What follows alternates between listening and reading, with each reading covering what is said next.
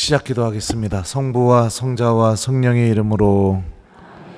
은총이 가득하신 마리아님 기뻐하소서. 주님께서 함께 계시니 여인 중에 복되시며 태중의 아들 예수님 또한 복되시나이다.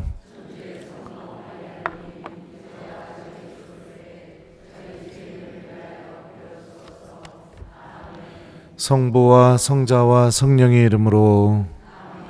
안녕하세요. 오늘 제가 매월 마지막 주 수요일 오후 4시가 후배 신부님들하고 성경 공부하는 날이거든요. 근데 이제 성경 공부하는 신부님들이 멀리서 와요. 막 세종에서도 오고 대전에서도 오고 막 이러는데 교우들에게 하느님 말씀 잘 전하고 싶어서 그 신부님들한테 잘하셔야 돼요.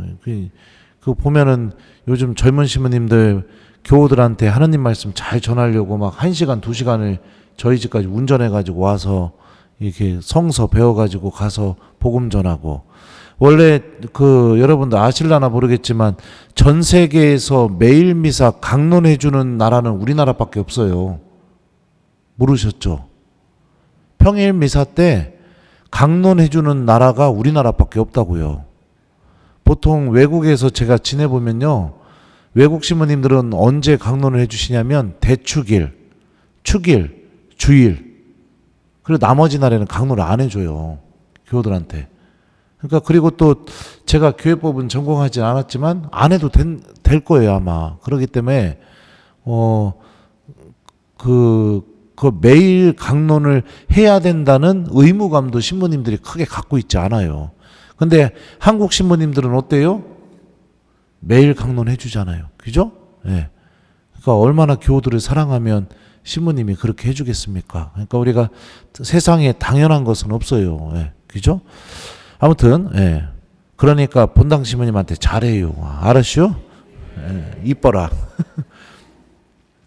우리 견진성사를 지금 준비하고 있는데, 지난 시간까지 우리 성체성사 안에 담겨 있는 신비를 기억하면서 성령의 은사와 성령의 열매가 내 안에서 그러니까 궁극적으로 힘을 드러내는 것은 무엇이냐면, 주님께서 우리에게 새 계명으로 주셨던 내가 너희를 사랑한 것처럼 너희도 서로 사랑하여라.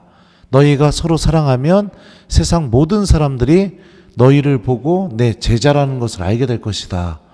이 신비가 이루어질 수 있도록 성령 하느님께서는 견진성사를 통해서 우리 각자에게 맞게 은사와 열매들을 나누어 주시게 됩니다. 그리고 또 제가 지난 시간에 얘기했던 게 뭐냐면, 이미 견진성사를 받았는데 내가 어떤 은사를 받았는지, 그리고 나의 신앙생활 안에 성령의 열매가 뭐가 맺어지고 있는지도 모르면서 신앙생활하고 있다면 이거는 굉장히 신앙생활을 잘못하고 있는 거라고 제가 말씀을 드렸죠. 예.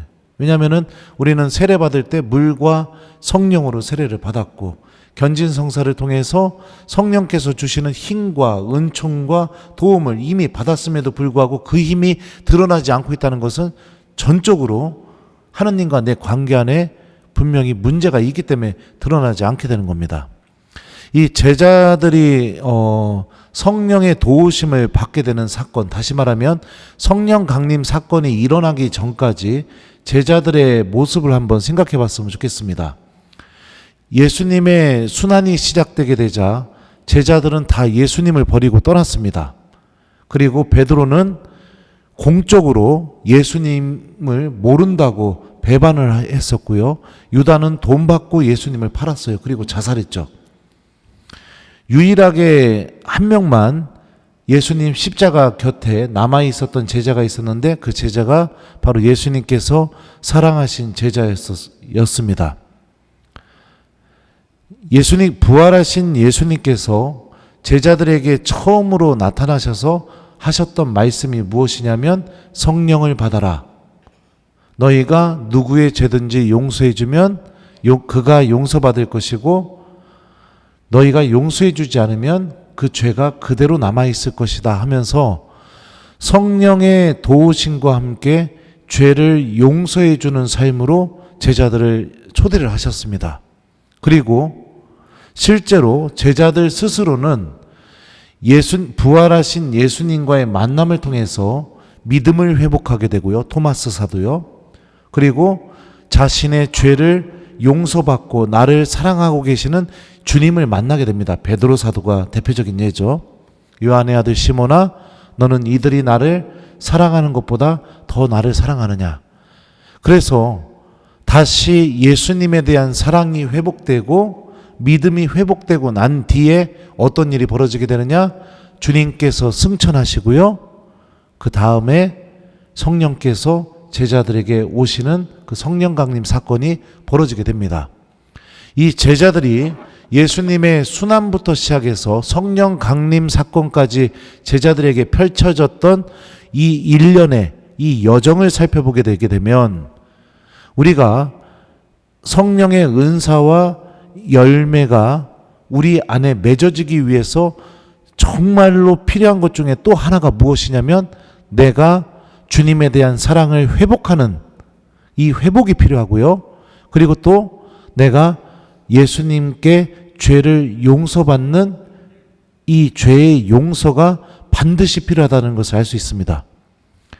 많은 경우 견진성사를 받았음에도 불구하고 성령의 인도, 성령의 도우심, 성령께서 베풀어 주시는 은사가 내 안에서 힘을 드러내지 못하는 이유는 무엇이냐면 아마도 고해성사에 대한 심각한 문제가 있기 때문에 그런 일이 벌어지게 되는 겁니다.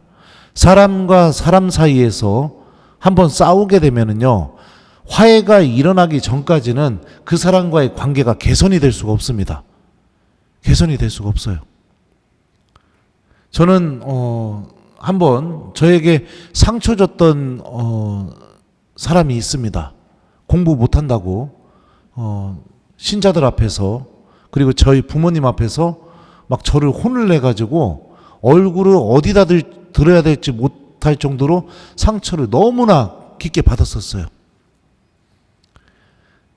그 사람에 대한 용서가 되질 않으니까 미사를 드려도 죄 짓는 기분이 들고 기도를 할 때도 계속 그 사람에 대한 미움이 제 안에 계속 간직되게 되니까 기도에 집중이 되지 않는 거예요.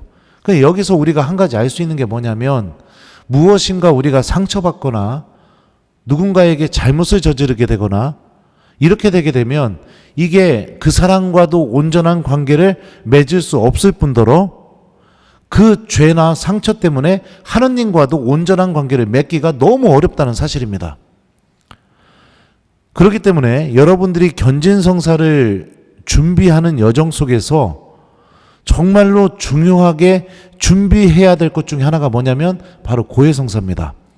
이번 시간에는 고해성사의 신비에 대해서 먼저 이야기하기 전에 성경이 이야기하고 있는 죄가 갖고 있는 위험성, 악은 죄를 통해서 결국에 우리 안에서 어떤 짓을 하는지에 대해서 여러분들에게 좀 이야기를 하고 싶습니다.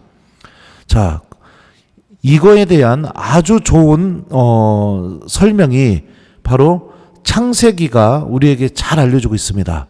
창세기 3장의 말씀인데요. 여러분들도 여러 가지 이렇게 기회를 통해서 태초의 인간이 죄를 어떻게 저지르게 되었는지에 대한 이 이야기들은 잘 아실 거라고 저는 생각이 듭니다.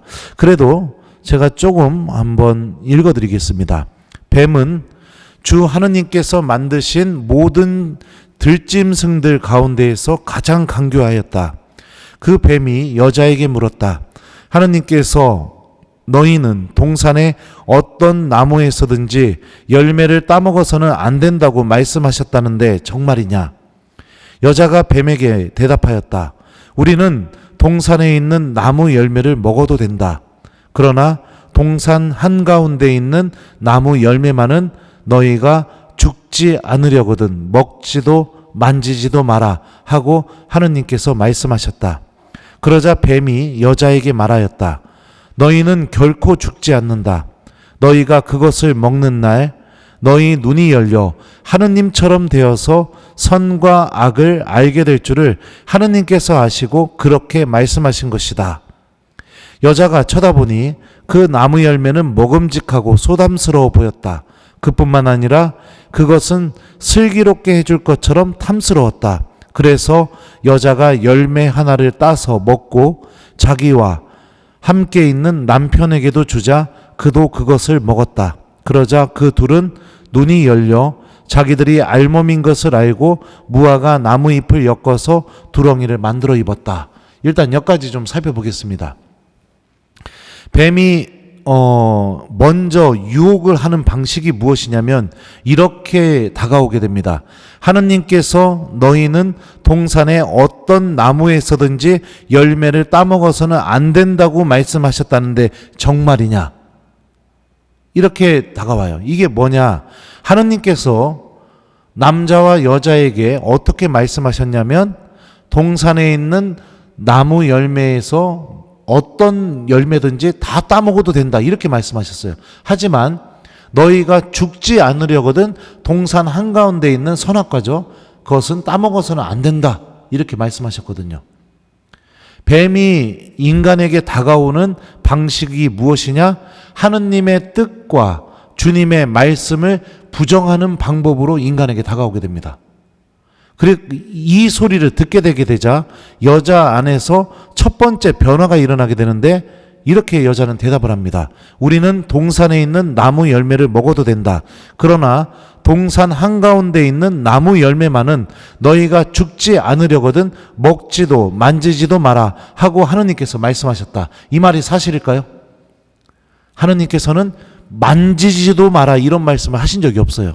그러니까 이미 악의 영향을 받고 있으면서 주님께서 하셨던 말씀이 내 생각과 마음 안에서 아주 미묘한 차이일지 모르겠지만 작은 틈을 버려서 왜곡을 시키는 방법으로 우리들에게 다가오게 됩니다. 이게 뭐랑 똑같냐면 우리가 보통 무엇이 죄인지를 구분하게 될 때 십계명에 나와 있는 계명을 근거로 해서 무엇이 죄인지를 바라보게 됩니다. 근데 그 죄들을 내가 정확하게 바라봐야 되게 되는데 그 계명이 정확하게 이야기하고 있는 그 범주들의 틀을 무너뜨리거나 왜곡을 시켜버리는 거예요. 그래서 내 스스로 이게 죄가 아니라고 생각하는 그런 타협하는 마음이 내 안에 생기게 되게 됩니다. 그게 생기기 시작하게 되게 되면 어떤 일이 벌어지게 되느냐? 고백할 게 하나도 없어져 버리게 됩니다. 주님 앞에서 하느님은요, 우리에게 근본적으로 무엇을 주셨냐면 양심이라는 걸 주셨어요. 사람이 적어도 무엇이 죄인지 죄가 아닌지를 구분할 수 있는 최소한의 기준 자체를 주님께서 우리에게 주셨다고요. 근데 내가 자꾸 주님께서 주신 이 계명의 말씀, 하느님을 사랑하고 하느님의 뜻 안에 머물 수 있는 이 말씀들에 대해서 자꾸만 내가 경계를 허물거나 작은 틈을 주기 시작하게 되면은 그 양심이 내 안에서 힘을 드러내지 못하게 돼요. 그래서 어떻게 고백하느냐? 주일 미사 한 번 빠졌습니다. 이것밖에 없습니다. 이것밖에요. 6개월 만에 1년 만에 주님 앞에 용서 청하러 가서 고백하는 수 있는 죄는 주일 미사 한 번 빠졌습니다. 이거 말고는 없어요. 그 영혼이 얼마나 어둠 속에 있는 것일까요? 저는 그런 고백을 들으면 고해소에서 묵주 들고 고민하기 시작합니다. 나는 한 달을 살아도 고백할 게 넘쳐나는데 이 교훈은 지난 판곡 때부터 지금까지 주일 미사 한 번 빠진 거에는 고백할 게 없다니 이분을 빨리 주교님께 알려서 성인품에 올려야겠다. 네. 어떡하지? 고민하기 시작해요. 생각해봐요. 부부 사이에서 남편이 아니면 아내가 분명히 잘못한 게 있습니다. 근데 와가지고선 잘못한 거 없냐고 물어봤더니 내가 뭘 잘못했는데 이래버리면 여러분들 어때요? 그 기분이? 1번 주님 찬미 받으소서. 하나님께 감사를 드리고 너무너무 좋다. 나 이런 배우자를 얻어서 너무너무 행복하다. 2번 더 화가 나고 관계가 더 악화될 뿐이다. 몇 번일까요? 예? 예. 그렇게 되는 거예요. 왜곡돼 버리게 됩니다. 요즘 대표적인 것 중에 하나가 뭐냐면 10계명 제6계명이 뭐죠? 예? 간음하지 마라. 근데 이게 어떻게 이런 일이 벌어지게 되느냐? 요즘 젊은 애들이요, 심지어 천주교 신자들임에도 불구하고 결혼하기 전에 같이 살아요. 동거한다고요. 근데 부모가 천주교 신자인데도 그거를 문제의식을 못 느껴요. 이게 뭐죠? 교회법적으로? 지속적인 간음의 상태. 뭐죠? 혼인 조당입니다. 그런데도 미사 나와서 영성체 다 하고 고해성사 안 보고 이러고 살아요. 그냥 남들이 다 하니까 당연하다고 생각하는 거예요. 하느님의 법에 아주 미세한 틈을 줘가지고선 내 양심과 함께 주님의 법을 바라보고 내 영혼이 지금 어떤 상태에 있는지를 봐야 되는데, 기준이 주님의 법이 아니라 어떻게 돼요? 다 남들이 하고 있으니까 당연하게 그렇게 생각을 하게 되는 이런 일들이 벌어지게 됩니다. 이것뿐만이 아닙니다. 악은 이런 식으로 다가와요. 다가와서 어떻게 되느냐? 그 죄가 반복되게 만듭니다. 반복되게 만들어서 어떻게 만드느냐? 더 이상 내 스스로 죄가 아니라고 내 안에 합리화를 시켜버려요. 고백할 필요가 없다고 내 안에 그렇게 합리화를 시켜버리게 됩니다. 그러니까 주님 곁에 있으면서도 계속해서 어둠 속에 있는 불행한 신앙인이 되는 거죠. 자, 보죠. 여자가 쳐다보니 그 나무 열매는 먹음직하고 소담스러워 보였다. 그뿐만 아니라 그것은 슬기롭게 해줄 것처럼 탐스러웠다. 그래서 여자가 열매 하나를 따서 먹고 자기와 함께 있는 남편에게도 주자 그도 그것을 먹었다. 이렇게 되어 있습니다. 하와는 뱀과 대화하게 될 때 물론 유혹받아서 주님의 말씀이 왜곡되는 현상이 벌어지긴 했었지만 머릿속에 무엇이 있었냐면 선악과를 따먹으면 안 된다는 하느님의 말씀이 머릿속에 있었어요. 그래서 선악과를 어떻게 인식했느냐? 절대로 먹어서는 안 되는 과일로 인식을 했습니다. 그런데 뱀이 너희가 이것을 먹게 되면 하느님처럼 된다. 이 말을 듣게 되게 되니까 하와 안에서 두 번째 변화가 일어나게 됩니다. 그게 뭐냐? 그 선악과가 먹음직스럽고 소담스러워 보이면서 나를 슬기롭게 만들어줄 것처럼 그렇게 선악과에 대한 인식이 바뀌게 되게 됩니다. 그러면은 하와의 머릿속에서 뭐가 사라졌으니까 선악과에 대한 인식이 절대로 먹어서는 안 되는 과일에서 먹고 싶은 과일로 바뀌게 됐을까요?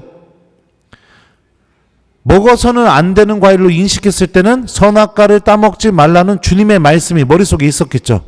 근데 먹어도 되는 과일, 너무너무 먹고 싶은 과일로 바뀌게 되었다는 것은 머릿속에서 뭐가 사라지게 되었을까요? 하느님의 말씀이 사라지게 된 거죠. 이게 2단계예요. 주님의 말씀이 완전히 사라지게 됩니다. 보통 주일 미사 한 번 빠졌습니다. 이렇게 고백하는 신앙인들은요, 하느님의 말씀 기억하지 않고 살아갈 가능성이 매우 높습니다. 생각과 마음 안에 주님의 말씀을 담아놓는 신앙인이 6개월 만에, 5개월 만에 주일 미사 한 번 빠졌습니다. 이렇게 고백할 수는 없거든요. 그 사람 안에서는 성령의 활동이 도저히 일어날 수가 없습니다. 그리고 보통 그렇게 고백하는 신앙인들은요, 대부분 기도 생활 안 할 가능성이 매우 높습니다. 매일매일 기도하는 신앙인이 주일미사 6개월 만에 주일미사 한 번 빠졌습니다. 이렇게 고백할 수는 절대로 없거든요. 절대로 없거든요. 그러면서 내 영혼이 지금 하느님으로부터 은총의 상태에서 완전히 떨어져 나갔다는 이런 불행한 상태를 인식을 못해요. 그리고 죽음 이후에 어떤 일이 펼쳐질지에 대해서도 전혀 생각을 못합니다. 한 번은 냉담교를 제가 만나게 됐었는데 그때 물어봤어요. 자매님, 이렇게 성당도 안 나오시고 미사도 안 드리시고 기도도 안 하시겠죠. 기도도 안 하고 고해성사도 안 하고 이렇게 평생을 살다가 죽어서 예수님 만나면 어떻게 될 것 같아요? 제가 이렇게 물어봤거든요. 그랬더니 그 교우가 그러더라고요. 신부님, 그래도 하느님은 사랑이시잖아요. 예수님은 저 사랑하시니까 제가 이럴 수밖에 없었던 제 처지도 이해해 주실 것이고 자비도 베풀어 주셔서 용서해 주실 거라고 믿어요. 저 그래도 미사는 안 나오지만 그래도 가끔 기도는 하고 있어요. 이렇게 대답하더라고요. 그래서 제가 이렇게 얘기했습니다. 자매님, 저도 예수님이 그러셨으면 좋겠습니다. 근데 복음서를 한번 읽어보십시오. 하느님 나라에 대한 비유를 제대로 좀 한 번만 천천히 읽어보십시오. 열처녀의 비유, 그 다음에 그 최후의 심판에 대한 주님의 말씀, 밀과 가라지에 대한 말씀, 그물의 비유, 어떤 비유가 됐든지 간에 거기에는 용서, 자비 이런 단어가 한 단어도 없습니다. 한 구절도. 그럼 어떤 단어가 있느냐? 구분하겠다, 불에 던져버리겠다, 갈라버리겠다, 울며 이를 갈 것이다, 나는 네가 누군지 모른다, 이런 단어밖에 없습니다. 하느님의 자비와 사랑은 우리가 삶을 다하는 순간까지지 죽음을 맞이한 뒤에 기다리고 있는 것은 내가 삶을 사는 것에 대한 심판뿐입니다. 그랬더니 아무 대답도 안 하시고 그냥 가시더라고요. 성당은 안 가지만 기도한다. 여러분들 이 말에 대해서 어떻게 생각하세요? 이게 뭐랑 똑같을까요? 나는 너 사랑하지만 한 번도 만나주지 않으면서 나 그래도 너 사랑하고 있어. 1년 동안, 2년 동안, 10년 동안 나를 만나러 오지 않으면서 나 너 사랑하고 있어. 이렇게 얘기하는 거랑 뭐가 차이가 있을까요?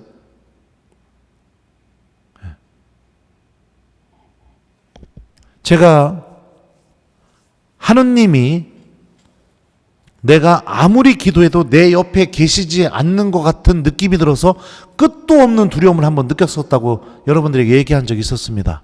그 공포가 얼마나 지독할 정도로 그 공포가 심한지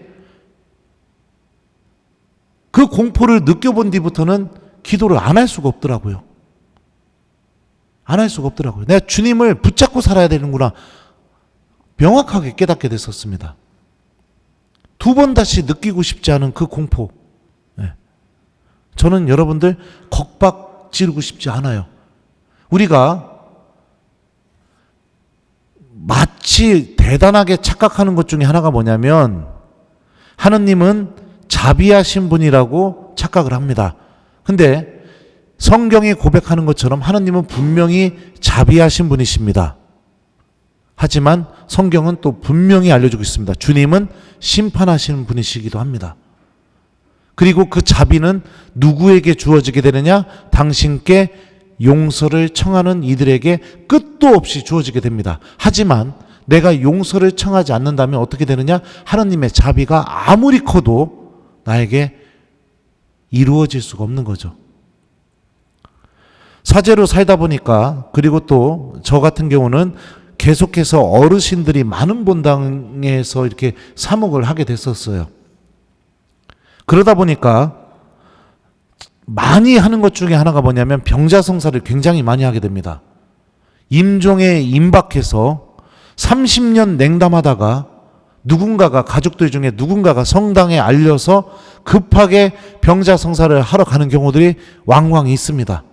근데 여러분들 신앙생활을 열심히 하시다가 임종 직전에 병자성사를 청하는 신앙인과 냉담을 오래 하다가 임종 직전에 병자성사를 청하는 이의 그 모습이 얼마나 다른지 아세요?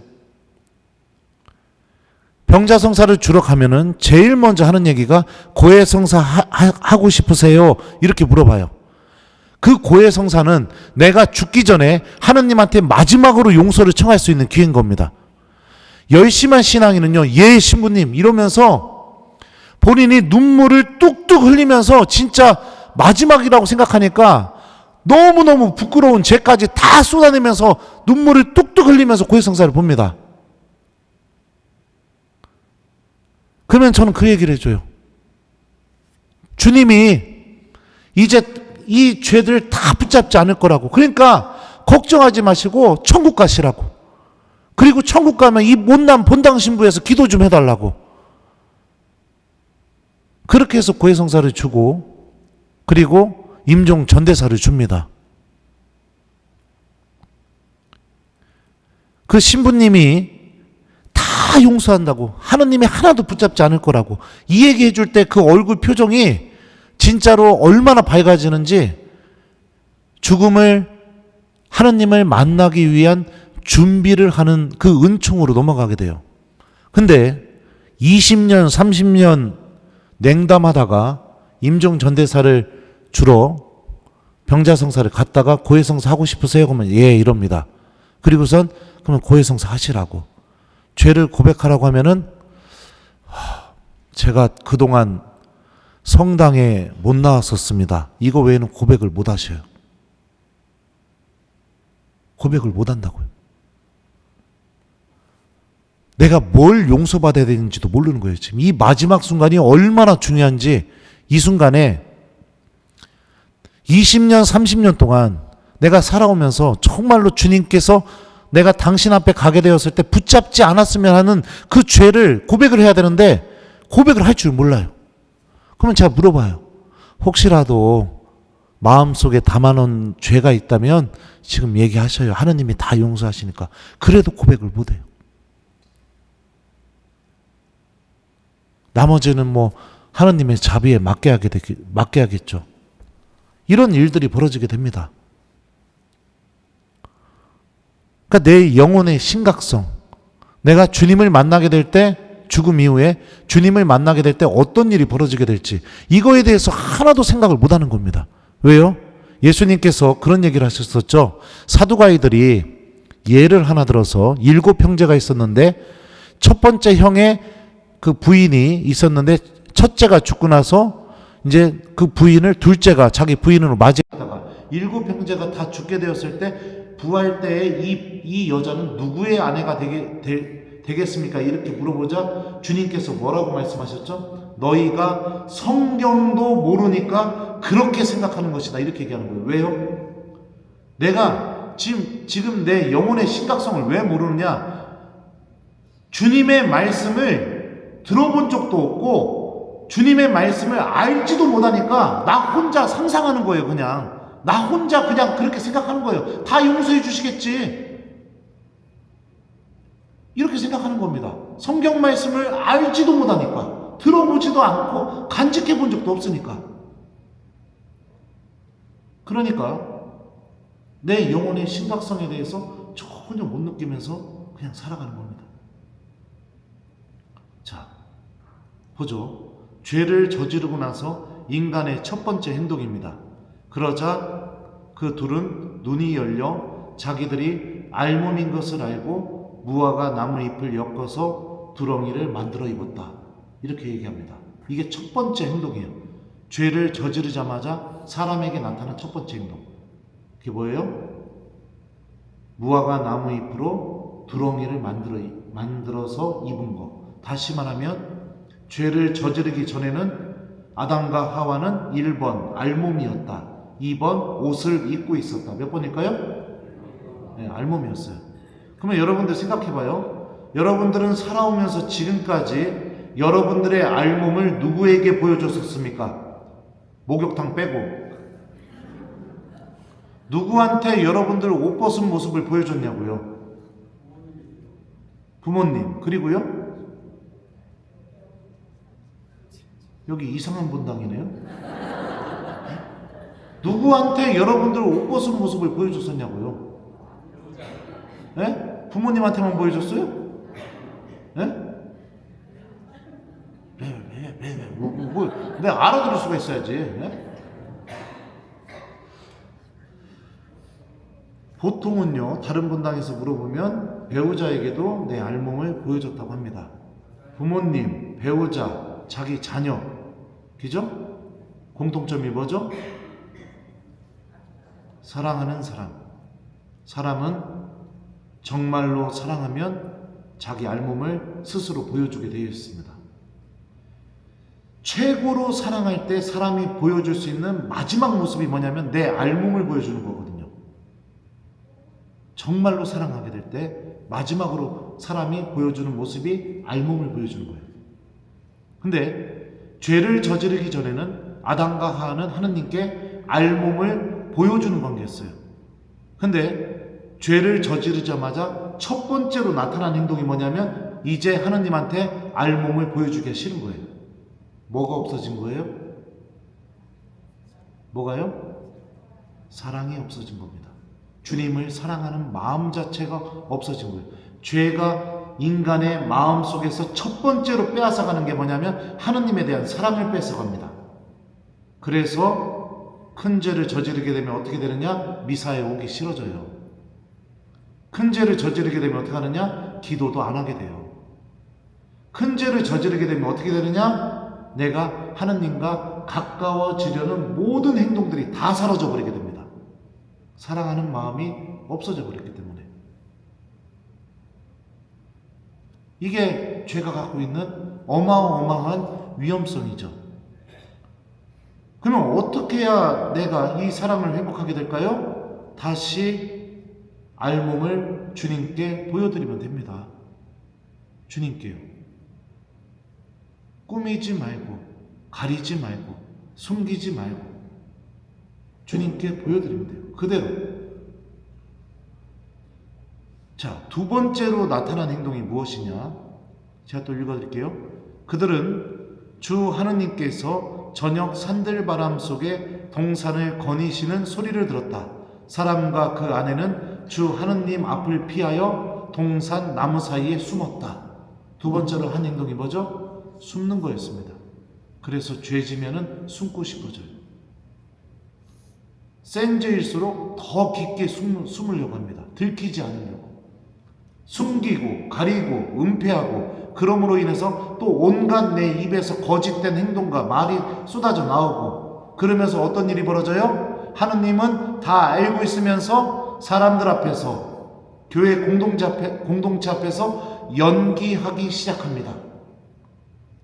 내 죄를 들키기 싫어서. 연기하다. 연기. 이게 그리스 말로 뭐라고 얘기하냐면 휘포크리테스라고 합니다.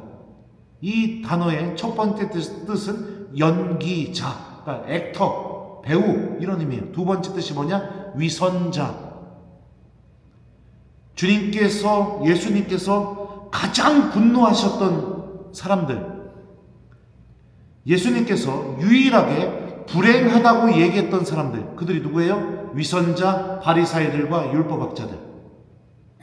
사람이 위선을 마음속에 품게 되기 시작하게 되면은 하느님이 분노하게 만듭니다. 계속해서 연기하고 있으니까. 내 속은 드러내지 않고 있으니까. 네. 불행한 신앙인 속으로 빠져들게 돼요. 하느님께서는 그럼에도 불구하고 죄 지은 아담과 하와에게 이렇게 말씀하셔요. 너 어디에 있느냐? 주님이 왜 이런 말씀하셨을까요? 1번, 어느 나무 그늘 속에 숨었는지 찾을 수가 없어서. 2번, 지금 죄 속에 머물고 있는 아담이 하느님 안에 있는 것인지 아니면 다른 곳에 있는 것인지 스스로 자각하게 만들기 위해서. 몇 번일까요? 네, 그렇죠. 하느님은 자각하게 만드십니다. 당신 말씀으로. 내가 지금 어디에 놓여 있는 사람인지를 깨닫게 만들어주세요. 그리고 스스로 그 죄의 힘에서 빠져나오기를 주님께서 바라고 계십니다. 그리고 난 뒤에 하느님이 물어보십니다. 그 나무 열매를 따먹었냐고요. 그러니까 아담이 대답합니다. 당신께서 저와 함께 살라고 주신 여자가 그 나무 열매를 저에게 주기에 제가 먹었습니다. 이렇게 말해요. 이게 뭘까요? 아담이 여기서 주님께 대답할 수 있는 정답은 뭐였을까요? 예, 주님, 나무 열매 따먹었습니다. 저를 용서해 주십시오. 이게 정답이에요. 그런데 어떻게 얘기해요? 당신께서 저와 함께 살라고 주신 여자가 그 나무 열매를 저에게 주기에 제가 먹었습니다. 이게 뭔 뜻이에요? 당신이 하와를 만들어주지 않으셨다면 저는 이 나무 열매를 먹지 않았을 것입니다. 저는 안 먹으려고 했지만 당신께서 만들어주신 여자가 줘서 제가 먹었을 뿐입니다. 이렇게 얘기하는 거예요. 이게 뭐 하는 겁니까? 죄를 은폐시키고 미화시키고 내가 스스로 하느님 앞에서 죄졌다는 것을 깨끗이 인정하지 않는 그런 일이 벌어지게 됩니다. 이게 죄가 우리 안에서 일으키는 세 번째 힘입니다. 첫 번째, 하느님에 대한 사랑을 뺏어가고, 두 번째, 계속해서 하느님을 피해서 숨게 만들고, 세 번째, 내가 지은 죄에 대한 핑계가 생기고 미화시키고 나는 어쩔 수 없이 죄를 저지를 수밖에 없었다고 스스로 그렇게 이야기하는 이런 일이 벌어지게 돼요. 이렇게 고백하는 교우들 무진장 많습니다. 고해소에서. 신부님, 제가 원래 주일 미사를 빠지려고 한 게 아니라요, 갑자기 애들이 놀러 온다고 해갖고 아유 그러면 애들하고 놀고 저녁 미사 가야겠다 이렇게 생각을 했어요. 그리고 나서 애들 와서 맛있는 거 해먹고 오후에 이제 잘 가라고 하고서 보낸 다음에 하도 피곤해가지고서 눈을 감았다가 뜨니까 저녁 미사 시간이 끝나버렸네요. 그럼 어떡하라는 얘기예요? 그럼 이 말의 의미는 뭐예요? 나는 가려고 했지만 상황이 이렇게밖에 안 됐습니다. 이 태도 안에는 뭐가 있어요? 나는 잘못한 게 없습니다. 이렇게 되는 거죠. 사제를 설득시켜요. 횡설수설해요. 고해소에 들어가지고 평상시에 궁금했던 걸 물어봐요. 죄를 고백해야 되는데 땅을 팔아야 됩니까? 팔지 말아야 됩니까? 애를 학원을 보내야 됩니까? 말아야 됩니까? 가난한 사람이 있는데 돈을 줘야 됩니까? 말아야 됩니까? 줘야 된다면 얼마까지 줘야 됩니까? 본인이 궁금했던 거 막 이런 것만 얘기하고 그냥 나가요. 아니면 돌아가지고 어떻게 고백하느냐? 신부님, 저는 아침 기도 저녁 기도 한 번도 안 빼먹었고 미사도 한 번도 안 빼먹었시오. 자기 잘한 것만 다 얘기해요. 그래서 제가 물어보죠. 그럼 왜 들어왔시오? 여기 잘못한 거 이야기해야 되는데. 그랬더니 아우 늙은이가 집에서 혼자 사는데 잘못한 게 뭐가 있겠시오? 그럼 왜 들어왔디야?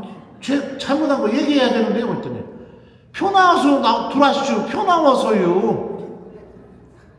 자매님, 다음에 하느님한테 용서받고 싶은 거 있으면 그때 오시고면 표는 그냥 놓고 나가요. 아, 그러면 표 놓고 나가도 돼요? 예.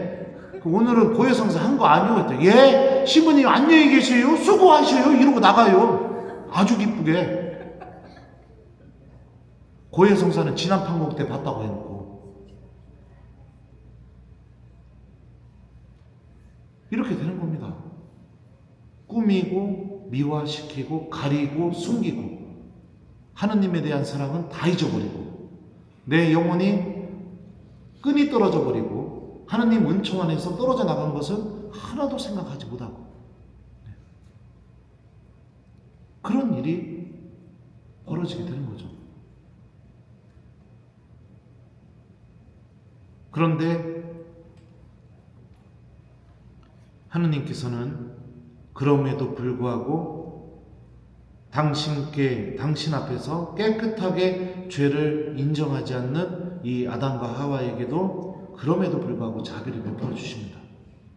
물론 그들이 지은 죄에 대한 심판도 같이 하셔요. 왜요? 아담은 죽을 때까지 땀을 흘리면서 일을 해야 된다고 심판을 하시죠. 여자는 임신해서 아이를 낳게 될 때 출산의 고통을 겪게 될 거라고 심판하십니다. 여러분들, 하느님의 심판 앞에서 주님을 자비로운 심판관으로 만나고 싶다면 고해성사를 사랑하셔야 됩니다. 사랑하셔야 돼요. 신부님들이 왜 성사 자주 보라고 얘기할까요? 여러분들 사랑해서 그 얘기하는 거예요. 사랑해서요. 천국 데리고 가고 싶으니까 그 얘기를 하는 거예요. 그게 아니면 성사를 1년 만에 보던 10년 만에 보던 그게 나랑 뭔 상관이요?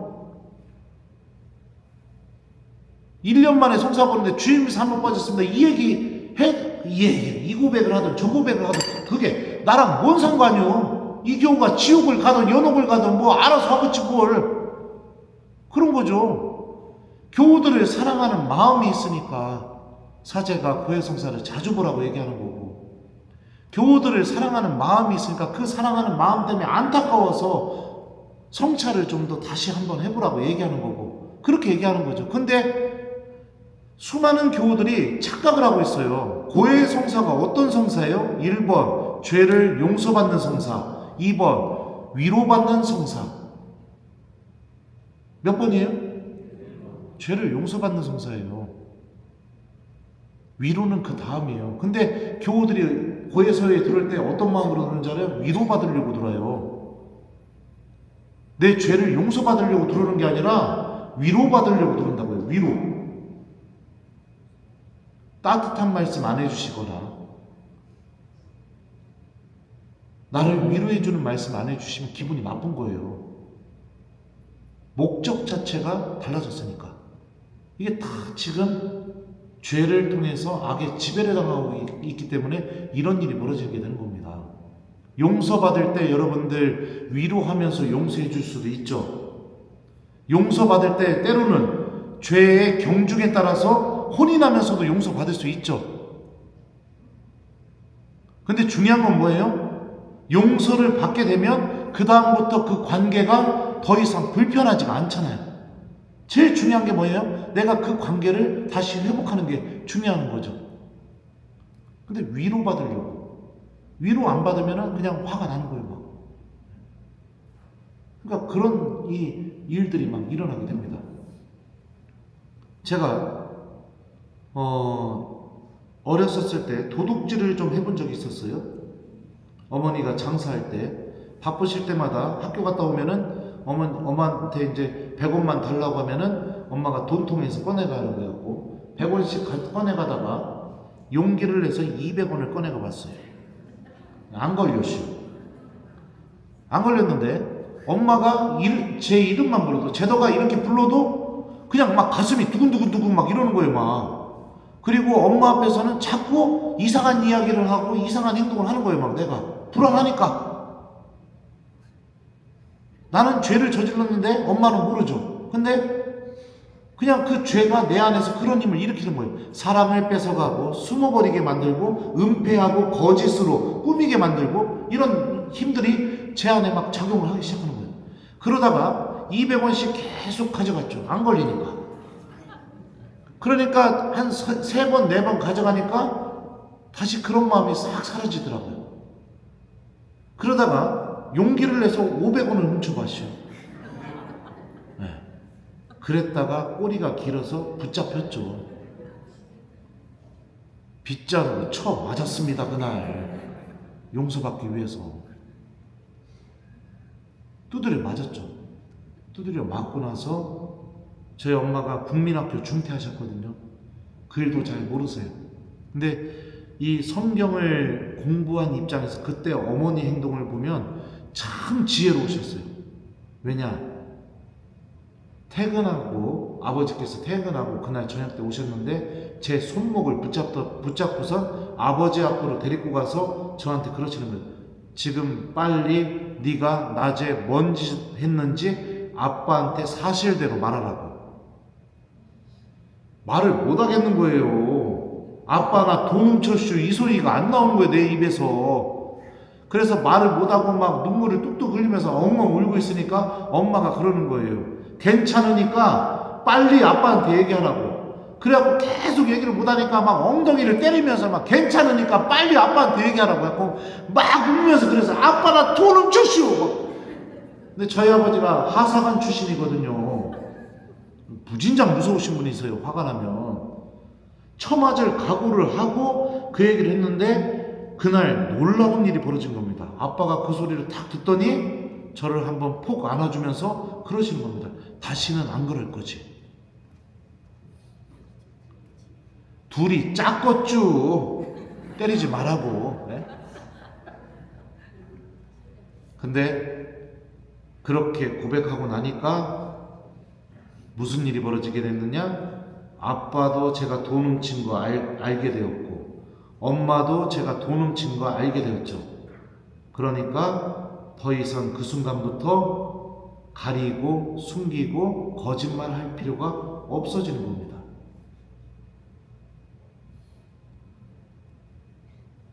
아빠도 알고 있고 엄마도 알고 있고 나도 내가 뭔 짓을 한지를 알고 있기 때문에 죄가 갖고 있는 힘이 제 안에서 다 사라져버린 거예요.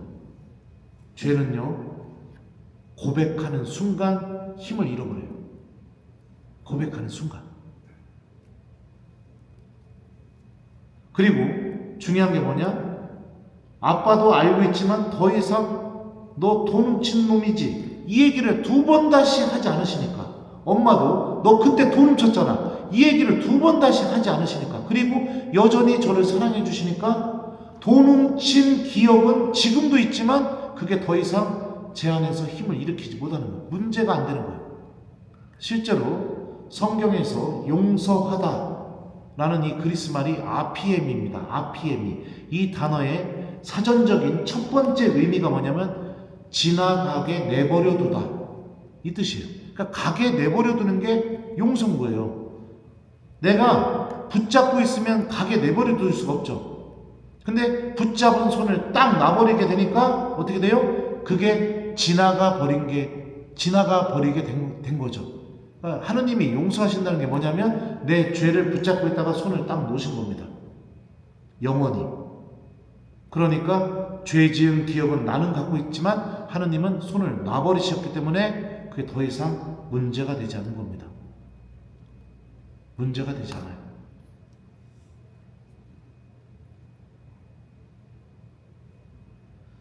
이 아담과 하와 이야기 다음에 그 다음에 펼쳐지는 이야기가 카인과 아벨 이야기입니다.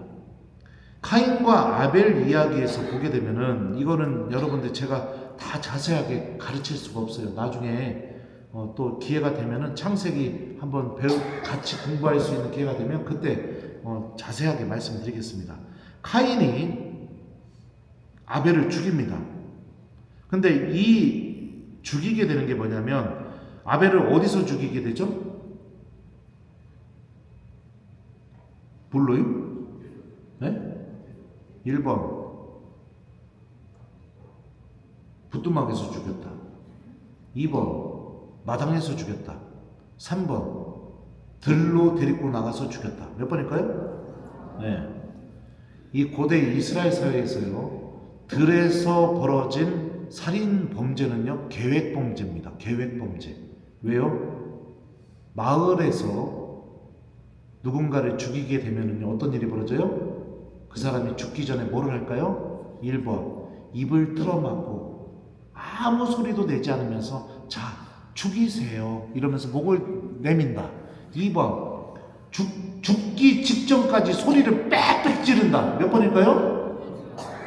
그러면 그 소리를 듣고 마을에서 살인죄가 저질러지게 되면은 누군가가 와서 도와줄 수가 있습니다. 마을에서 벌어진 범죄는 우발적인 범죄예요. 들에서 벌어진 범죄는요 계획 범죄예요. 왜요? 들로 데리고 나가면은 그가 소리 질러도 그를 도와줄 사람이 없거든요. 자기 동생 죽이는데 아주 계획적으로 치밀하게 계획을 짜서 죽인 거예요. 아주 이 죄의 질이 아주 나쁜 범죄를 저지른 겁니다. 하느님이 카인에게 물어봅니다. 내 아우 아벨은 어디에 있느냐? 자, 하느님이 아담에게 너 어디에 있느냐 이렇게 물어봤을 때 아담은 그래도 본인이 선악과를 따먹은 것을 인정은 했습니다. 하와가 줘서 먹었다고 얘기는 했지만 인정은 했어요. 근데 카인은 뭐라고 대답할까요? 모릅니다. 제가 아우를 지키는 사람입니까? 이렇게 대답해요. 죄를 더 은폐시키고 더 큰 죄를 저질렀음에도 불구하고 하나님 앞에서 모든 것을 다 알고 계시는 하나님 앞에서 아주 교만하고 뻔뻔한 모습을 보이게 되죠. 창세기는 무슨 이야기를 하고 하는 걸까요? 처음에는 아담과 하와는 그래도 하나님 앞에서 선악과를 따먹은 것을 인정을 했습니다. 근데 카인은 어떻게 했느냐? 완전히 자기가 죄를 지었다는 사실을 인정하지 않게 됩니다. 그리고 그 다음에 펼쳐지는 이야기가 뭐냐면 노아의 홍수 이야기예요. 노아의 홍수가 벌어지기 직전에 창세기 저자가 하나님께서 노아의 홍수를 일으킬 수밖에 없었던 이유에 대해서 뭐라고 했냐면 세상이 악으로만 가득 차 있고 사람들의 생각 안에서 빚어내는 것이 언제나 악하기만 해서 하나님께서 세상을 창조하신 것에 대해서 후회하고 슬퍼하셨다고 이렇게 얘기합니다. 이게 지금 창세기 저자가 어떤 걸 이야기하고 싶을까요? 죄는 아주 작은 것이라도 한 번만 내 마음속에서 허락되기 시작하게 되면 그 뿌리를 더 깊게 내리고 그 규모를 더욱더 그 규모를 키워나간다. 이게 창세기 저자가 이야기하고 싶어하는 거죠. 처음에 인간이 지었던 죄는 열매 하나 따먹은 죄입니다. 근데 그 두 번째 죄는 살인을 저지르고 인정하지 않는 모습이 벌어지게 돼요. 그리고 마지막까지 가게 되었을 때 인간의 모습은 뭐냐면 생각 속에서 빚어내는 모든 게 다 악하기만 하고 악으로 가득 차게 되는 그런 일이 벌어지게 돼요. 인간의 역사 안에서 죄가 한번 들어오게 되니까 그 죄는 계속해서 견고하게 뿌리를 내리면서 그 규모를 키워나간다. 이게 죄가 갖고 있는 위험성이라는 것을 창세기는 우리에게 전해줍니다. 마찬가지입니다. 고해성사를 미루다 보면 우리들 안에서 한번 허락된 죄는 견고하게 뿌리를 내리기 시작해요. 그 죄의 규모가 점점 커져가기 시작하게 됩니다. 그래서 분명히 죄임에도 불구하고 내 기준에 작은 죄라고 생각하는 죄들이 눈에 보이지 않게 됩니다. 그래서 고백할 거리가 없어요. 분명히 주님께 용서받아야만 해소될 수 있는 죄들임에도 불구하고 죄가 계속해서 뿌리를 내리고 견고하게 그 규모를 키워나가게 되다 보니까, 그리고 내가 죄를 저지르면서 살아가는 게 내 일상이 돼버리게 되니까 그게 죄라는 인식을 하지 못하게 됩니다. 그래서 주님께 용서받아야 되는 순간에 고백을 하지 못하게 돼요. 내가 인식을 못하게 되는 그런 일들이 벌어지게 되죠. 그러면 어떤 일이 벌어지게 되느냐?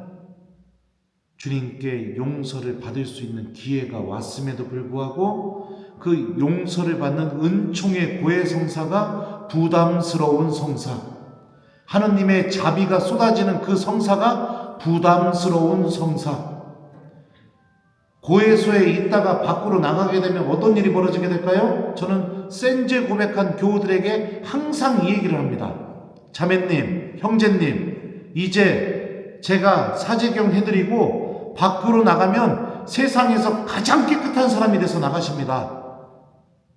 고해소에서 죄를 고백하고 나오는 순간 내가 세례받았을 때처럼 세상에서 가장 깨끗한 사람이 돼서 나가게 되죠. 이 하느님의 은총이 부담스러운 성사가 돼요.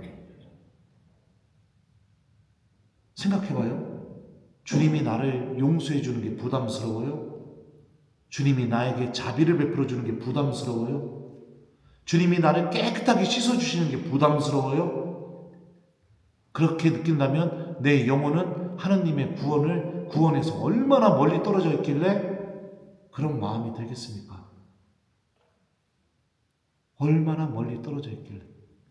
제가 우리 주일학교 아이들에게 고해성사에 대해서 설명할 때 이런 설명을 합니다. 첫 번째, 예수님이 세례받을 때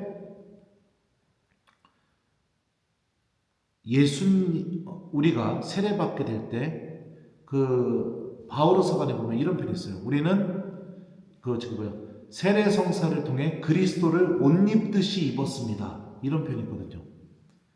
천년성체 하는 아이들한테 설명해 줄 때 그 얘기예요. 신부님이 남자아이든 여자아이든 미사포를 머리에 씌워준다. 그게 무슨 뜻이냐? 내가 예수님을 옷 입듯이 입었다는 것을 드러내는 표지다. 너희들은 영혼 안에 이미 예수님이라는 새하얀 옷을 입고 있다. 자, 그러다가 그 옷에 내가 김치 국물이 묻었다. 그러면은 너희들은 어떻게 하겠니? 1번, 김치 국물 묻었어도 다음 판공성사표 나올 때까지 그 옷을 계속 입고 다닌다. 2번, 엄마한테 벗어서 줘가지고 깨끗하게 빨아달라고 해서 그 옷을 다시 입는다. 몇 번? 2번 이래요. 고해성사는 세탁기랑 똑같은 거예요. 더러워질 수 있어. 근데 예수님이 다시 깨끗하게 빨아주셔. 향기도 나, 빨아주며. 그래서 나를 더 빛나게 해줘. 이게 고해성사야. 아이들한테 이렇게 얘기했죠. 또 두 번째로 어떻게 설명하느냐? 예수님과 내가 끈을 붙잡고 있어요. 줄을. 죄를 지면 그 끈이 딱 끊어져. 그러면 고해성사는 뭐냐? 그 끈을 다시 묶어주는 거야. 그러면 끈 길이가 끊어지기 전보다 원래 있었던 끈 길이랑 줄이 끊어졌다가 예수님이 그거 묶어준 끈 길이랑 비교했을 때 어떤 게 더 짧을까? 아이들이 얘기해요. 잘랐다가 묶은 끈이요. 그래서 고해성사를 많이 하면 할수록 그 끈은 울퉁불퉁하지만 예수님과 나와의 관계는 더 가까워져. 이게 고해성사야. 이렇게 아이들한테 얘기하죠. 그랬더니 천년성체 받고 나서 하루에 한 번씩 성사 보는 애도 생기더라고요. 하루에 한 번씩. 거짓말했습니다. 그리고 그 다음날 와서 또 거짓말했습니다. 또 그 다음날 와가지고 엄마가 게임하지 말라고 했는데 게임했습니다. 얼마나 순수하고 이뻐요. 예수님이 얼마나 기쁘게 볼까요? 여러분들과 예수님이 붙잡고 있는 그 끈 몇 번이나 묶어졌습니까? 1년에 몇 번이나 묶어져요? 여러분들이 입고 있는 예수 그리스도라는 그 옷 깨끗합니까 지금? 아니면 김치국물 무슨 막 연탄재 막 다 묻어가지고선 누더기처럼 그렇게 덕지덕지 더러운 그런 상태로 있습니까? 사람이 원래 그래요. 깨끗한 옷 입다가 뭐가 더러워지게 되면 빨리 빨아야지 이런 마음이 들게 되지만 거기에 다른 것도 묻고 다른 것도 묻고 다른 것도 묻게 되면은 그 옷이 어떻게 돼요? 그냥 작업복이 돼요. 뭐가 묻어도 아무 상관이 없는 옷. 내가 세례받을 때 주님께서 입혀주신 예수 그리스도라는 옷이 뭐가 묻어도 아무 상관없는 옷. 그런 옷이 되어가고 있는 건 아닙니까? 언제 세탁기에 들어가 봤습니까? 주님께서 깨끗하게 빨아주시는 그 세탁기. 여러분들 제 교우들도 아니기 때문에 나는 여러분들이 1년에 한 번 성사 보던 10년에 한 번 보던 죽기 전에 보던 안 보고 죽던 아무 상관없이요. 네? 아무 상관없다고요. 여러분들 자신의 문제인 거예요. 주님께서 복음서에 보면은 죄인들이 달려와서 용서받고 병자들이 치유받고 이럴 때 예수님이 자주 하셨던 말씀이 뭐예요? 딸아, 내 믿음이 너를 구원하였다. 여러분들 믿음은 여러분들 구원할 수 있습니까? 그 힘이 있어요? 물어보는 겁니다, 제가. 미안해요. 갑자기 막 성령께서 그냥 불타올라가지고. 물어보는 겁니다. 나를 구원할 수 있는 믿음은 뭐예요? 문제가 생겼을 때 체면 보지 않고 예수님께 뛰어가는 힘을 지니고 있는 거예요. 바르톨로메오 보세요. 예리코에서 주님께서 나오시는데 예수님이라는 소리 듣자마자 보이지도 않는데 그냥 허공에다 대고 나자렛 사람 다윗의 자손이신 예수님 저에게 자비를 베풀으십시오 막 소리를 질러대잖아요. 사람들이 조용히 좀 하라고 하는데도 예수님이 자기를 부를 때까지 계속 소리를 질러대잖아요. 왜요? 예수님만이 내 눈을 뜨게 해주실 수 있으니까. 예수님만이 나를 고쳐주실 수 있으니까. 예수님만이 나의 죄를 용서해 주실 수 있으니까. 사람들이 나를 어떻게 바라보던 평가하던 그게 중요한 게 아니라는 거죠. 이게 나를 구원시킬 수 있는 힘을 갖고 있는 믿음의 모습인 겁니다. 고에서 문 열고 들어가는 순간부터 신부님이 나를 어떻게 생각할까? 그 고해 성사 주는 사제 입장에서요, 여러분들 센죄 고백하게 되면 신부님이 어떤 마음이 들게 될까요? 아이고, 이 양반 큰일 났네, 이제 지옥 가겠네, 이런 생각할까요? 아이고, 막 본당에서는 막 봉사 무진장 열심히 하더니 아이고, 이런 죄를 저질렀구만, 안 되겠네 이 사람, 이런 생각할까요? 예? 기도해요. 그 교우를 위해서. 저 같은 경우는 본당에서 매일 미사지향으로 올라가는 것 중에 하나가 뭐냐면, 미사 전에 고해성사한 교우들을 위한 생미사가 365일 매일 미사지향으로 올라갑니다. 생미사지향으로. 기도해줘요. 하나님이 완전히 용서하셨다는 것을 믿고 희망을 다시 되찾아서 기쁘게 살아갈 수 있게 기도해준다고요. 다 악이 죄를 통해서 내 마음속에 왜곡시켜 놓은 그런 허상일 뿐인 겁니다. 연세가 많으실수록 고해성사 자주 하세요. 여러분들 솔직하게 말하면 언제 죽을지 모르잖아요. 이런 말해서 미안해요. 하지만 여러분들 노년에 접어들수록 어떻게 되느냐? 구원받을 준비하셔야 돼요. 노년에 접어들수록 언제 주님이 나를 불러갈지 모르잖아요. 고해성사 더 자주 하셔야 되는 거예요. 노년에 접어들수록. 근데 우리 오늘날 천주교에서는 어떤 일이 벌어져요? 천년 성체 받았을 때는 막 고해성사 어마어마하게 하다가 노년에 접어들수록 고해성사를 어마어마하게 안 해요. 참 안타까운 거죠. 안타까운 거예요.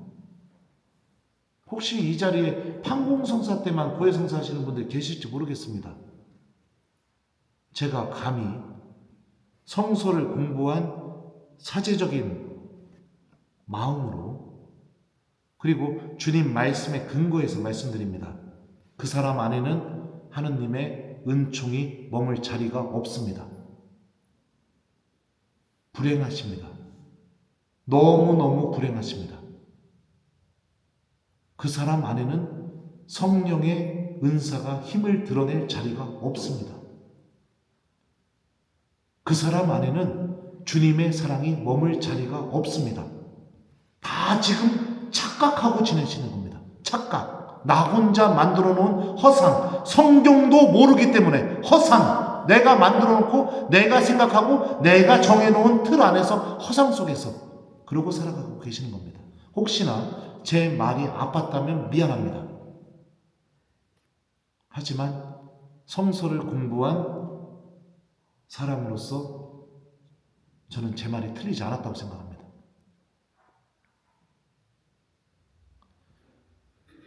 죄는 이렇게 위험합니다. 너무너무 위험합니다. 한 번만 다음으로 미루기 시작하게 되면 그 죄가 반복이 일어나게 됩니다. 그리고 계속해서 그 죄에 익숙해지게 만듭니다. 그러면 신부님, 고해성사 어떻게 해야 됩니까? 알몸이 되시면 됩니다. 알몸. 예를 들면 십계명 제1계명 뭐죠? 한 분이신 하나님을 흠숭하여라. 자, 그러면 이렇게 고백하면 돼요. 고해성사 본지 한 달 됐습니다. 신부님, 저는 한 달 동안 주일 미사 외에는 단 한 번도 기도한 적 없습니다. 이렇게 고백하는 거예요. 솔직하게. 신부님, 저는 한 달 동안 지난 고해성사 보고 지금까지 단 한 번도 예수님의 말씀을 실천한 적이 없습니다. 미사에 오는 시간도 귀찮게 여겼습니다. 뭐 이렇게 고백하는 거예요. 네. 하나님의 이름을 함부로 부르지 마라. 이 계명이죠. 어떻게 해야 될까요? 신부님 고해성사 본 지 한 달 되었습니다. 저는요, 제가 필요할 때만 주님 이름 불렀습니다. 제 자녀는 지금 냉담 중입니다. 시험 공부하고 있습니다. 근데 그거 묵인하고 저만 혼자 주님의 이름을 그냥 주님 주님 주님 하면서 제가 필요할 때만 부르고 있습니다. 이렇게 고백하는 거예요. 돈 필요할 때, 누가 아파가지고 응급실에 실려갔을 때, 뭐 이럴 때만 하나님 찾았지, 제가 진실하게 믿음을 담아서 주님을 불러본 적이 한 달 동안 한 번도 없었습니다. 고해성사 하러 가서 내가 무엇을 인정하는 거야? 내가 얼마나 형편없는 사람인지를 인정하는 겁니다. 내가 얼마나 형편없는 사람인지를. 자, 주일을 거룩히 지내라. 신부님, 저는 한 달 동안 주일 미사는 드렸지만 주일을 미사 외에는 아무것도 하나님과 거룩하게 지내려고 해본 적이 없습니다. 여러분들 거룩하다라는 동사가, 이 단어가 히브리 말로 카도시라고 합니다. 이 단어의 뜻이 뭔지 아세요? 구분된이에요. 다른 것과 구분되는 것. 이게 거룩한 거예요. 뭐 때문에? 하나님 때문에. 그 주일을 거룩히 지내라는 것은 뭐냐면은 주일만큼은 다른 날과 구분된 하루를 보내는 게 거룩하게 지내는 거예요. 그 주일 미사는 그 중에 하나인 거죠. 기도를 못했다면 주일만큼은 기도를 하고, 내가 자선을 못했다면 주일만큼은 좀 자선을 하고 희생을 해보고 복음을 실천해보고, 그래서 하느님 때문에 명확하게 구분된 모습, 이게 거룩한 거예요. 다른 게 거룩한 게 아니라요. 근데 내 삶은 주일날도 뭐 천주교 신자인지 아닌지 전혀 구분된 모습이 없고, 평일에도 뭐 천주교 신자인지 아닌지 전혀 구분된 모습이 없고, 그럼 뭐가 거룩해요? 신부님이 왜 거룩해 보여요? 여러분들하고 구분된 삶을 살기 때문에. 왜요? 결혼 안 하죠. 미사 집전하죠. 기도하죠. 구분된 모습이잖아요. 그러니까 신부님이 제단에 올라가면 거룩해 보이죠. 이게 거룩한 거예요. 그러면 여러분들이 세상 안에서 살아갈 때 믿음 없는 사람하고 구분된 모습이 있어야 될 거 아니에요. 그 구분된 삶을 살아가는 하루, 그날이 주일인 거예요. 신부님, 저는 미사 드릴 때도 진짜 딱 1시간 외에는 하나님께 시간을 허락하지 못했습니다. 이렇게 고백하는 거죠. 어떤 분들은 그래요. 고해수에 들어오셔갖고 성사 본 지 좀 됐습니다. 하느님의 마음을 좀 아프겠습니다. 이밖에 알아내지 못한 죄도 통해하며 사여주소서. 모호하게, 도대체 뭔지 무슨 죄인지 모르게 모호하게 가리고 숨기고 은폐하고, 카인이 했던 방법, 아담이 했던 방법 그대로 지금 하고 있는 거죠. 다 잘못된 겁니다. 4계명, 부모에게 효도하여라. 성사 본 지 한 달 되었습니다. 신부님, 저는 한 달 동안 부모님하고 통화할 때마다 짜증내고 화냈습니다. 돈 필요할 때만 부모님께 연락드렸습니다. 부모가 짐이라고 여겼습니다. 솔직하게 이렇게 고백하는 겁니다. 5계명, 뭐죠? 살인하지 마라. 뭐 사람 죽일 일은 없으니까요. 신부님, 저는 말로 제 교를 한 달 동안 끝도 없이 죽여댔습니다. 헌당 매일 했습니다. 이렇게 고백하는 거예요. 시기, 질투 때문에 그 봉사하는 그 사람이 정말 좌절감을 겪게 하는 행동과 말을 20번을 했습니다. 정확하게. 이렇게 고백하는 겁니다. 제 말과 행동으로 제 배우자를 끝도 없이 죽여댔습니다. 작은 거에도 소리 지르고 막대하고 그러고 살았습니다. 한 달 내내 매일매일 그랬습니다. 아니면 그냥 무관심, 아니면 외면, 무시, 이걸로 사람을 끝도 없이 죽음으로 내몰았습니다. 이렇게 고백하는 겁니다. 6번, 뭐죠? 간음하지 말라. 신부님 고해성사 본 지 한 달 되었습니다. 한 달 동안 간음 20번 했습니다. 이렇게 고백하는 거예요. 네. 저는 남자친구를 사귀고 있는데 만날 때마다 간음을 했습니다. 그렇게 고백하는 겁니다. 네. 아니면 배우자하고 지내는데 자꾸 배우자와의 관계가 사랑의 관계를 맺지 못해서 그런지 모르겠지만 다른 사람에 대해서 제가 갖지 말아야 될 마음을 가졌습니다. 그 사람을 만날 때마다 제 마음속으로 가늠했었고 절대로 갖지 말아야 될 그런 관계를 가지려고 말과 행동으로 노력을 했습니다. 15번 했습니다. 이렇게 고백하는 거예요. 네. 그 다음에 7계명 뭐죠? 여기 시계명도 모르나 봐요? 네? 뭐예요? 도둑질하지 마라. 신부님, 저 식당에서 일하는데요. 식자재 주인 모르게 20번 훔쳤습니다. 이렇게 정확하게 고백하는 겁니다. 왜요? 하느님도 알고 나도 알고. 그래야 죄는 내 입에서 고백되는 순간 어떻게 돼요? 힘을 잃어버리게 되죠. 네. 그 다음에 8계명이 뭐죠? 네? 거짓 증언하지 마라. 네. 신부님, 저는 내조단원인데 보고할 때마다 제가 미워하는 자매가 맨날 묵주기도를 단수를 많이 보고 하길래 그거 한번 이겨보려고 한 달 동안 보고할 때마다 묵주기도 다 거짓말로 보고 있습니다. 솔직하게 하는 거예요. 솔직하게. 네.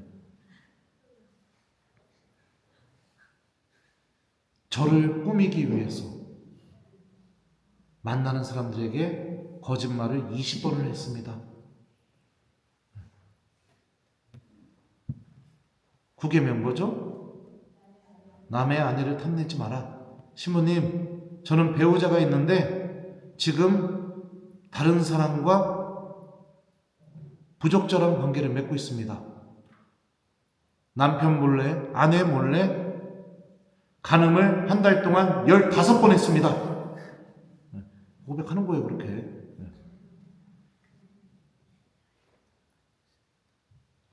그 다음에요. 남의 재물을 탐내지 마라. 이것도 도둑질하지 마라. 이거랑 똑같겠죠. 저 사람이 갖고 있는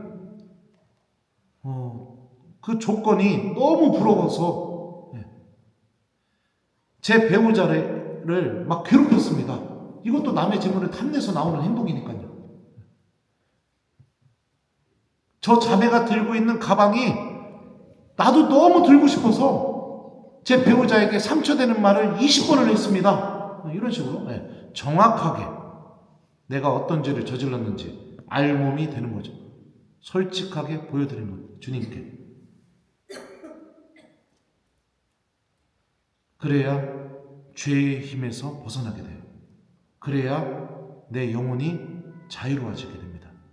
그리고 나를 용서로 대해주시는 하느님의 사랑과 자비를 체험할 수 있게 됩니다. 용기 내십시오. 사제는 고해소에서 여러분들이 어떤 죄를 고백하든지 용서해 줄 권한밖에 없습니다. 그래서 어떻게 해서든지 한 사람의 영혼도 하느님 나라의 주인공이 될 수 있게 오늘 이 집에 구원이 내렸구나. 주님께서 zakheo에게 하셨던 그 말씀처럼 그 말씀이 고해 성사를 하는 교우들의 마음 안에 이루어지게 해줄 수 있는 권한밖에 없어요. 제가 아까 얘기했었죠. 우리 한국 신부님들 교우들에 대한 사랑이 넘쳐난다고요. 외국 신부님들 평일미사 강도 안 해준다고 했었잖아요. 다른 건 모르지만 제가 알고 지내면서 지금까지 경험한 바로 따져봤을 때 여러분들 본당 신부님은요, 여러분들이 어떤 죄를 고백해도 다 용서해주고 기도해 주실 분이에요. 개탄 줄 아세요. 진짜 좋은 신부님이십니다. 신부님은 또 제가 느끼기에 식별의 은사를 갖고 계세요. 식별의 은사. 정확하게 이게 악에서 오는 것인지 이게 하느님에게서 오시는 건지 이거를 그 누구보다도 명확하게 구분할 수 있는 은사가 있어요. 신부님이. 저도 그래서 이게 구분이 안 될 때는 신부님한테 전화해서 물어봐요. 후배 신부님이지만. 여러분들이 죄를 정확하게 자주 고백할 때마다 신부님께서 도와주실 거예요. 하느님께로 가는 그 길이 무엇인지를 여러분들에게 조언해주고 도와주실 거예요. 얼마나 행복합니까? 본당 신부님이 식별의 은사를 갖고 있으면. 네. 저는 제가 느끼기에는 그래요. 우리 이원아 신부님 아주 정확한 식별의 은사를 갖고 계십니다. 그러면 고해 성사는 얼마만큼 자주 해야 됩니까? 예, 죄 지면 성사하시면 돼요. 그래도 저는 우리 본당 교우들에게 그 얘기를 했습니다. 2달은 넘기지 맙시다. 우리 2달은 넘기지 맙시다. 내가 아무리 성사를 미룬다 하더라도 우리 적어도 2달은 넘기지 맙시다. 우리 본당 교우들에게는 그렇게 얘기했어요. 그랬더니 우리 교우들이 정말 이 본당 신부 믿고 2달에 한 번씩은 꼭 성사를 해요. 얼마나 고마운지 몰라요. 그러면 얼마나 자주 해야 됩니까? 아마도 본당 신부님이 이번 교주미사 때 얘기하시지 않을까요? 네. 한 달에 한 번, 2달에 한 번. 네. 신학교에서는 한 달에 한 번씩 하기를 권고하고 있어요. 적어도 한 달에 한 번 정도는 내가 한 달 동안 어떻게 살아왔는지, 어떤 말을 하고 다녔는지, 어떤 행동을 하고 다녔는지 성찰하고 그래서 고해성사를 하도록 그렇게 신학교에서 권고하고 있죠. 그렇기 때문에 여러분들 고해성사를 하려면 어떻게 되느냐? 남들이 줄 서 있는 거 보고 아 맞다 성사 봐야지. 이거는 하느님의 은총을 얻는 고해성사하기가 그렇게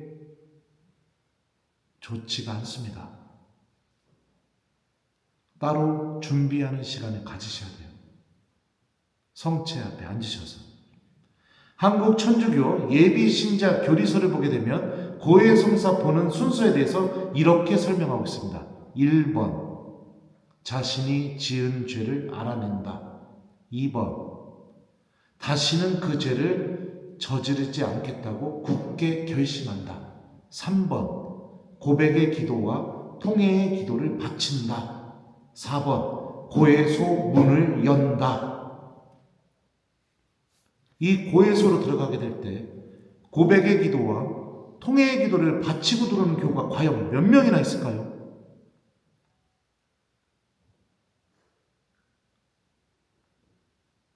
준비가 안 된 용서는요, 청하러 가봤자 어떻게 돼요? 더 관계만 악화시킬 뿐이죠.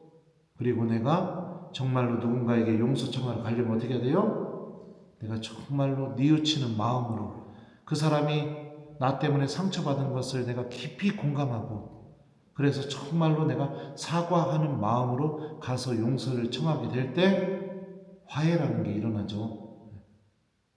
하느님과의 관계도 마찬가지인 겁니다. 성체 앞에 앉으셔서 성모님께 도움 청하면서 성령께 도움 청하면서 내가 성모님의 도우심과 성령의 도우심 아래에서 어떤 게 잘못인지 무엇이 죄인지 내 죄의 뿌리가 무엇인지를 정확하게 볼 수 있게 청하면서 성찰해야죠. 성찰하고 나서 내가 나로 인해서 아파하실 예수님의 마음을 기억하면서 2번 다시 죄를 짓지 않겠다고 결심해야죠. 그리고 고백의 기도와 통회의 기도를 바쳐야죠. 그리고 난 뒤에 고해서 오시면 됩니다. 여기 계신 모든 교우 여러분들, 저는 여러분들이 하느님 은총의 주인공이 되셨으면 좋겠습니다. 하느님 은총의 주인공. 그래야 여러분들 견진성사를 통해서 성령께서 우리 안에서 힘을 드러내실 수가 있게 될 겁니다. 그리고 이미 견진 받으신 분들도 고해성사를 이렇게 대하기 시작하게 될 때 성령의 은사가 여러분들 안에서 힘을 드러내기 시작하게 될 겁니다. 탈란트의 비유 기억나십니까? 왕이 떠나면서 각자의 능력에 맞게 어떤 사람에게는 5달란트, 어떤 사람에게는 3달란트인가요? 2달란트인가요? 네, 달란트. 어떤 사람에게는 1달란트를 주고 떠났어요. 근데 5달란트를 벌어들인 사람이나 2달란트를 벌어들인 사람이나 왕이 칭찬하는 말을요, 그리스어 성경을 보면 단어 하나 틀리지 않고 똑같습니다. 하나님은 5달란트를 벌었던 2달란트를 벌었던 기뻐하시는 분이세요. 근데 왕이 분노하는 게 뭐냐? 그 달란트를 땅에다 묻어두고 아무것도 하지 않은 사람. 성령의 은사가 나에게 주어졌는데 아무것도 하지 않는 사람. 내가 어떤 은사를 받았는지도 모르고 아무것도 하지 않는 사람. 아무것도 하지 않고 살아가는 신앙인. 내 안에서 복음의 열매가 하나도 맺어지지 않고 아무것도 안 하고 살아가는 신앙인. 미사만 드렸을 뿐 아무것도 하지 않는 신앙인. 1달란트를 받아서 땅에 묻어두는 사람이지 않을까요? 저는 그렇게 생각합니다. 제가 틀렸다면 죄송합니다. 저도 틀릴 수 있으니까. 그래서 이번 시간에는 죄가 갖고 있는 위험성에 대해서 여러분들에게 말씀을 드렸습니다. 그래서 숙제를 드려요. 숙제가 뭐냐? 이제 견지성사 하기 전까지 고해성사를 준비해보자. 10계명을 천천히 읽어보면서 성모님과 성령께 도움 청하면서 고해성사를 준비해보자. 알몸 고해성사를 하자. 신부님이 나를 어떻게 생각하실까? 이런 생각하지 말고, 그것도 악의 유혹이니 하나님의 자비의 힘을 믿고 알몸 고해성사를 준비해보자. 그래서 주교님께서 견지성사 때 내 머리에 안수를 해주시고 크리스마스 성유로 내 이마에 십자가를 그어주실 때 성령의 은총과 힘이 내 안에서 드러낼 수 있도록, 그 힘을 드러낼 수 있도록 우리 고해성사를 잘 준비해보자. 요거를 숙제로 드립니다. 그래서 성찰을 잘 해보기, 요거를 해보셔요. 그럼에도 불구하고 안 하신다면 저는 어쩔 수 없어요. 여러분들이 알아서 하세요. 사람이 저지를 수 있는 죄 중에 가장 큰 죄가 뭘까요?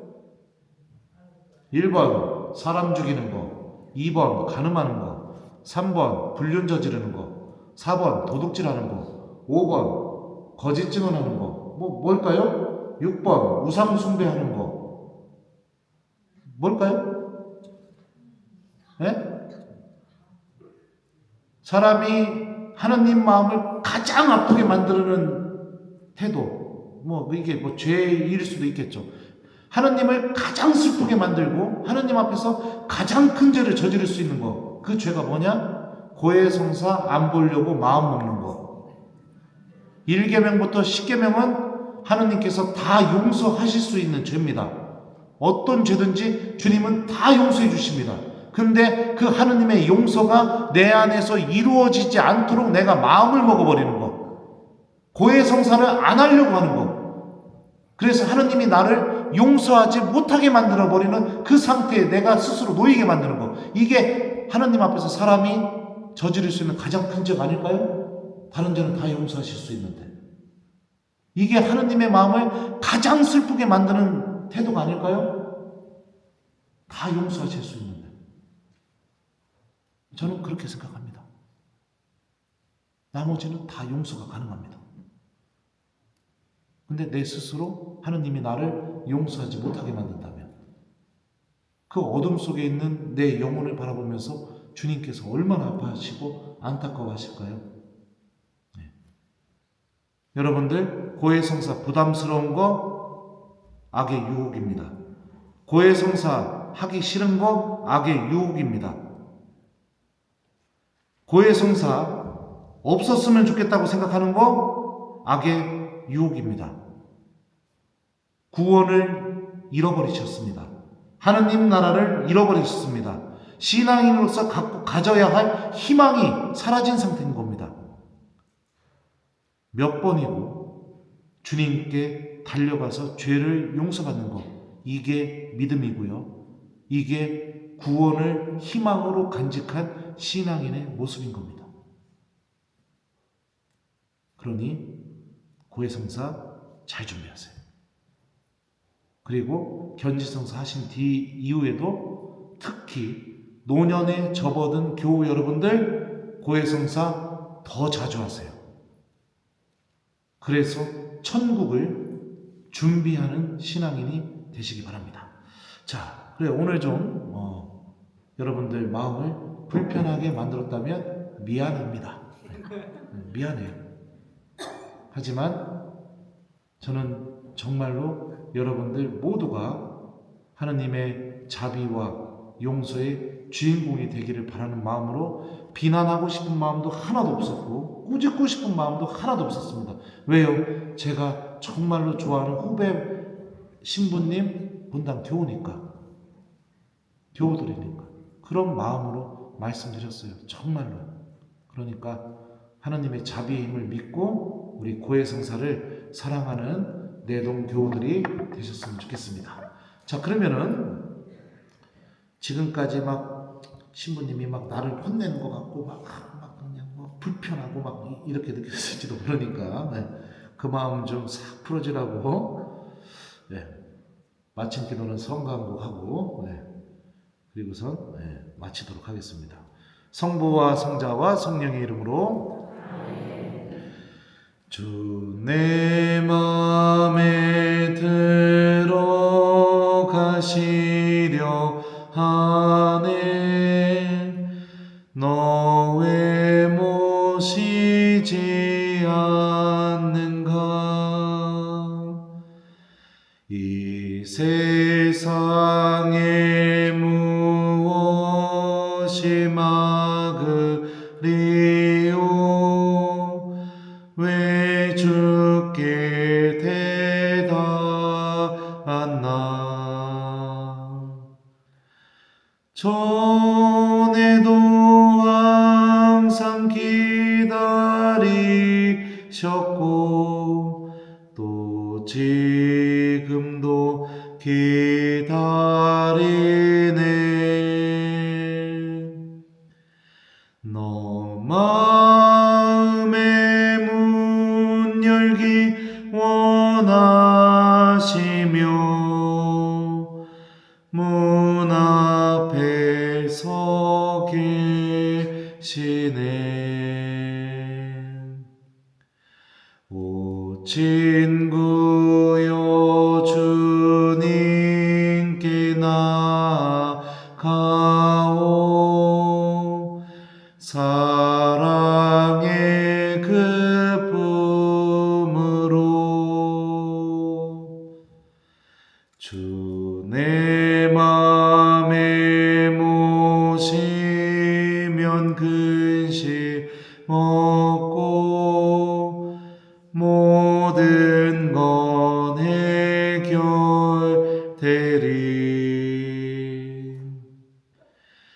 전에도 항상 기다리셨고 또 지금도 기다리네 너 마음의 문 열기 원하시며 문 앞에 서 계시네 주님께서 여러분과 함께 전능하신 천주 성부와 성자와 성령께서는 여기 있는 저희 모두에게 강복하소서. 주님을 찬미합시다. 성부와 성자와 성령의 이름으로 아멘. 부족한 강의 들어주셔서 감사합니다.